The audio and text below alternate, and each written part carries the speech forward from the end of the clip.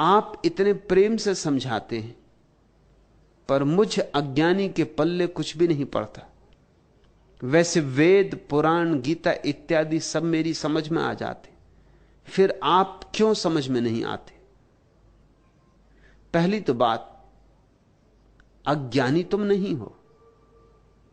वेद, पुराण, गीता इत्यादि सब तुम पढ़ चुके हो। तुम और अज्ञानी। विनम्रता बस कह रहे हो कि तुम अज्ञानी हो। हम विनम्रता बस बहुत सी बातें कहते, उनको सच्चा मत मान लेना। लोग आके कहते हैं कि हम आपके चरणों की धूल, सच्चा मत मान लेना, नहीं तो वो तुम्हें कभी क्षमा नहीं करेंगे। कोई तुमसे कहे कि मैं आपके चरणों की धूल, ऐसा मत कहना उससे कि बिल्कुल ठीक कह रहा है, मुझे पहले से मालूम कि आप चरणों की धूल है। आप बिल्कुल सत्य कह रहे हैं, सत्य वचन महाराज। ऐसा मत कहना, नहीं तो वो आदमी जिंदगी भर क्षमा नहीं करेगा।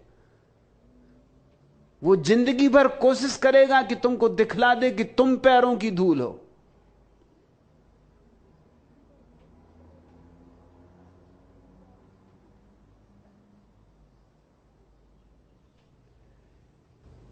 लोग कहते हैं मैं तो कुछ भी नहीं हूं, आपके सामने मैं क्या, लेकिन उनका भाव कुछ और है। वो ये कह रहे हैं प्रशंसा करो मेरी विनम्रता की, सम्मान करो। मेरे निरअहंकार भाव का। देखो क्या कह रहा हूं कि मैं तो कुछ भी नहीं। एक चौराहे पर 3 ईसाई फकीर मिले। 3 अलग अलग ईसाई संप्रदायों के अनुयायी थे वे। एक था कैथोलिक। उसने कहा कि जहां तक ज्ञान का संबंध है, हमारे आश्रम वासियों का कोई मुकाबला नहीं। हमारे आश्रम की सारी साधना ही ज्ञान साधना है। जैसे शास्त्रज्ञ हमारे आश्रम ने पैदा किए और किसी आश्रम ने पैदा नहीं किए। इस बात को तो स्वीकार दुश्मनों को भी करना पड़ेगा। दूसरा था प्रोटेस्टेंट। उसने कहा यह बात ठीक है, शास्त्रों में हमारी बहुत गति नहीं, हमारी बहुत रुचि भी नहीं। शास्त्रों में धरा क्या है? हमारा जोर तो त्याग पर है। त्याग ही असली धर्म है। और जहां तक त्याग, तपश्चर्या, व्रत, उपवास का संबंध है, हमारा कोई मुकाबला नहीं।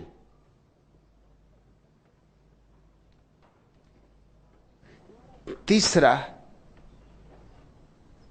ईसाइयों का एक संप्रदाय है ट्रेपिस्ट।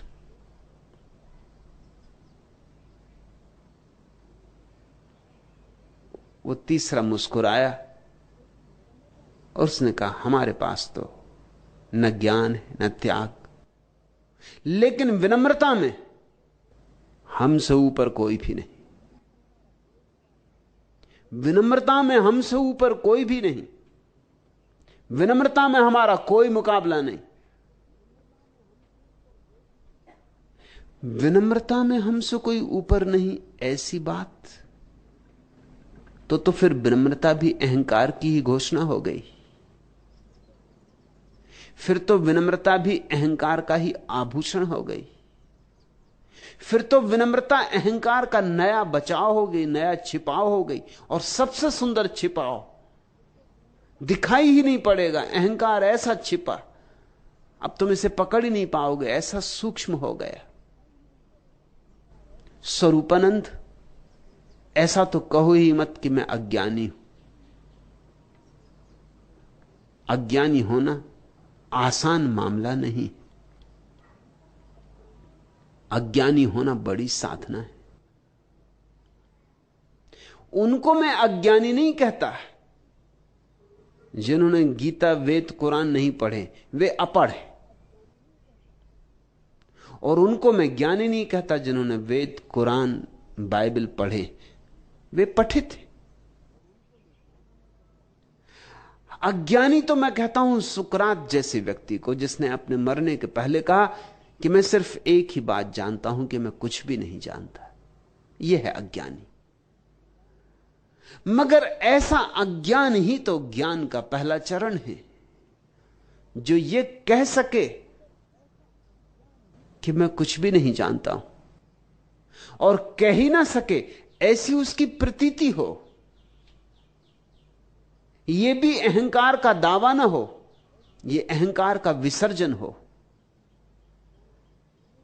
तो फिर ज्ञान अपने आप बरस जाता है। अज्ञान ज्ञान से मुक्त होने से मिलता है। अज्ञान ज्ञान से ऊपर की अवस्था है। उपनिषद ठीक कहते हैं, उपनिषदों में एक बहुत अद्भुत वचन है, जैसा दुनिया के किसी शास्त्र में कहीं भी नहीं। उपनिषदों में एक वचन है कि ज्ञानी तो भटकते ही हैं, अज्ञानी तो भटकते ही हैं, लेकिन ज्ञानी और महाअंधकार में भटक जाते। अज्ञानी भटकते ही तो समझ में आने वाली बात है। सभी साधु संत पंडित पुरोहित कहते हैं अज्ञानी भटकते, लेकिन उपनिषद कहता है कि ज्ञानी तो और महाअंधकार में भटक जाते। कौन ज्ञानियों की बात हो रही? पांडित्य, थोथा, उधार बासा। तुम पढ़ लेते होगे वेद पुराण गीता और समझ भी लेते होगे, लेकिन जब तुम वेद पढ़ते हो तो तुम वेद के ऋषियों को समझ सकते हो? वेद के ऋषियों को समझने के लिए वेद के ऋषियों की चेतना चाहिए, उनके साक्षी का अनुभव चाहिए। उनकी ऋचाएं समझने के लिए ऋषि हुए बिना और कोई उपाय नहीं। क्या समझोगे तुम वेद को? स्वरूपानंद तुम वही समझ लोगे जो तुम समझ सकते हो। ऋषियों ने क्या कहा है उसकी तो तुम्हें झलक भी ना मिलेगी। तुम अपने ही अर्थ निकाल लोगे, और कुछ संभव भी नहीं। तुम सोचते हो 10 लोग वेद को पढ़ेंगे तो एक ही अर्थ निकालेंगे? 10 अर्थ निकालेंगे। गीता पर 1000 टीकाएं। या तो कृष्ण का मस्तिष्क खराब था कि 1000 अर्थ,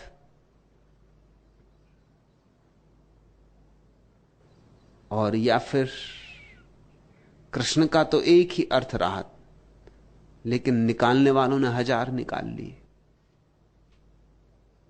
शब्द तो अवश्य है, तुम उसे उल्टा करो, सीधा करो, धक्का मारो, इधर से उधर से खींचतान करो, तुम जो भी अर्थ निकालना चाहो निकाल लो। एक मनोवैज्ञानिक ने छोटे बच्चों को शिक्षा देने के लिए एक स्कूल खोला। उसका विचार था कि बच्चों को उनकी गलती पर दंड नहीं मिलना चाहिए, इससे उनकी प्रतिभा नष्ट होती।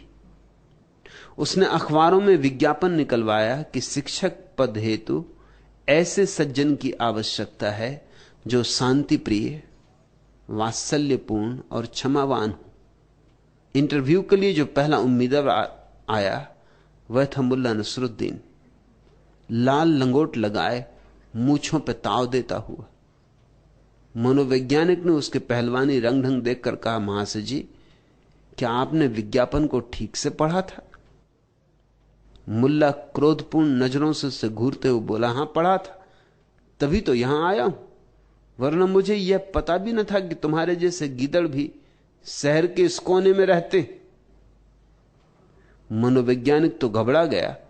डरते हुए उसने पूछा, माफ करिए भाई साहब, मैंने शांति प्रिय, वात्सल्यपूर्ण और क्षमावान सज्जन को इंटरव्यू के लिए बुलाया था। क्या आपके पास कोई प्रमाण है कि आप में ये गुण है? एक नहीं, सैकड़ों प्रमाण हैं। नसरुद्दीन ने ताल ठोंक कर जवाब दिया, मेरी पड़ोसन का नाम शांति है और मुझे वह प्रिय लगती, अतः मैं शांति प्रिय हूं। पिछले 20 वर्षों से मैंने खुद की बीवी से 12 और अन्य औरतों से करीब 150 बच्चे पैदा किए। अतः आप सोच ही सकते हैं कि कैसा अति मानवीय वात्सल्य भाव मुझ में है। विगत 30 सालों में लगभग 300 जगह नौकरी कर चुका हूं। हमेशा अधिकारियों से दंगा फसाद और मारपीट हुई। अंततः वे बोले, भाई साहब हमें क्षमा करो, कहीं और जाके काम करो, और हर बार मैंने उन्हें क्षमा कर दिया, अर्थात मैं क्षमावान सिद्ध हुआ।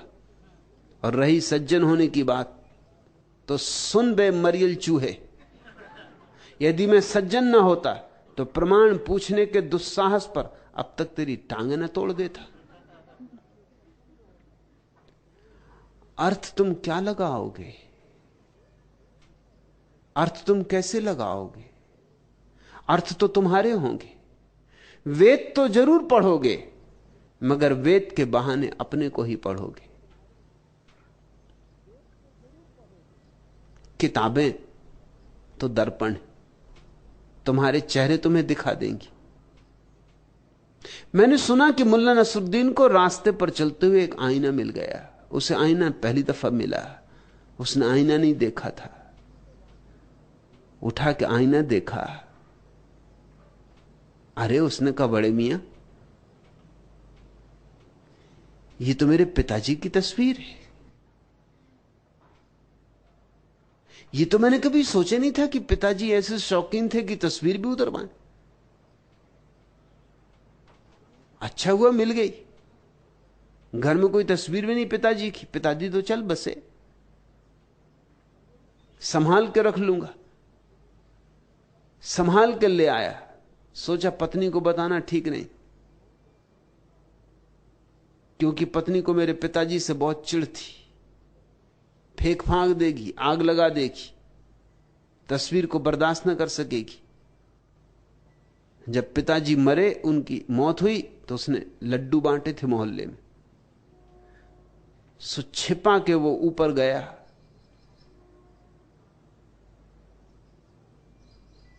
एक पिटारी में उसने आईने को छिपाने की कोशिश की, लेकिन पत्नियों से कोई पति कभी कुछ छिपा पाया? अब तक तो ये नहीं हुआ। सदियां बीत गईं, मगर कोई पति पत्नी से कुछ नहीं छिपा पाया। हर पति छिपाने की कोशिश करता है, हर पति पकड़ा जाता है। वो जितनी कोशिश करता है उसी में पकड़ा जाता है। कोशिश में दिखाई पड़ जाता है कुछ छिपा रहे हो। मुल्ला नसरुद्दीन का चोरी चोरी घर में घुसना, दबे पांव भीतर आना, पत्नी समझ गई कि कुछ मामला है। बच्ची आंख देखती रही। मुल्ला जब खाना खा पी के सो गया तो ऊपर गई, खोली पिटारी, निकाला आईना, देखा, बोला अच्छा तो इस चुड़ैल के पीछे पड़ा है। आईना तो उसी चेहरे को बता देगा जो उसमें झांकेगा। मुल्ला समझा पिताजी की तस्वीर, पत्नी समझी कि इस चुड़ैल के पीछे पड़ा है। तुम वेद पढ़ोगे स्वरूपानंद, तुम अपने को ही पढ़ोगे। तुम गीता पढ़ोगे, अपने को ही पढ़ोगे। तुम होश में कहां हो? तुम अभी बेहोश हो। तुम्हारी बेहोशी ही वहां झलकेगी। इसलिए कुरान पुराण पढ़ना आसान, क्योंकि कुरान रोक नहीं सकती, पुराण रोक नहीं सकता कि ठहरो स्वरूपानंद तुम गलत पढ़ रहे हो, यह प्रयोजन नहीं है, यह अर्थ नहीं। लेकिन जब तुम मेरे जैसे व्यक्ति के पास आओगे तो तुम मेरा वही अर्थ नहीं कर सकते जो तुम करना चाहोगे। मैं तुम्हें झकझोरूंगा, मैं तुम्हें बार बार हिलाऊंगा, मैं तुम्हें रोज रोज चोट करूंगा, मैं रोज रोज तुम्हें समझाऊंगा कि यह नहीं मेरा अर्थ। जब तक तुम मेरा अर्थ नहीं समझ लोगे, तब तक मैं तुम्हें चैन से ना जीने दूंगा।